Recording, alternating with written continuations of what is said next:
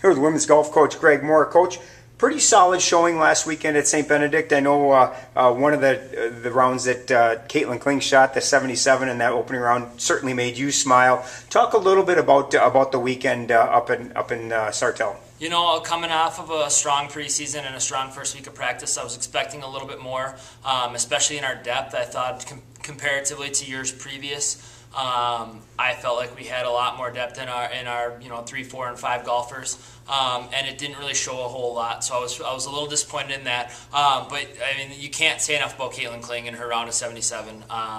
A career best, personal best, in and out of competition, and watching her on the course. I mean, she was lights out. I mean, she couldn't miss, and it was awesome to watch her do that. And at some point, I realized that she's got to have a pretty decent round going, and I tried to stay away as much as possible because there's nothing that's going to kill momentum like someone yapping in your ear and trying to help you out when you don't need it. So you could just tell she was on, coming in on Sunday with an 88.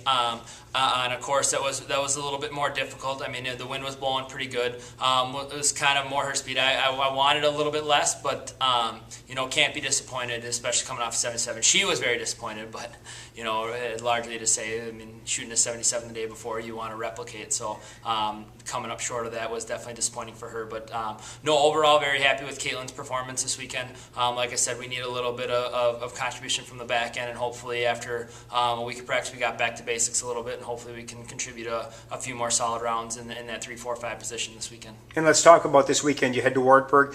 Traditionally, St. Mary's has scored well at the Wartburg Invitational. Expectations, we're going to leave Caitlin out of this one because we know what to expect from her, but you set a solid week of practice. What's going to be the key this weekend at Wartburg? This week we did a lot of greenside chipping, and I think that's one place where we struggle a lot.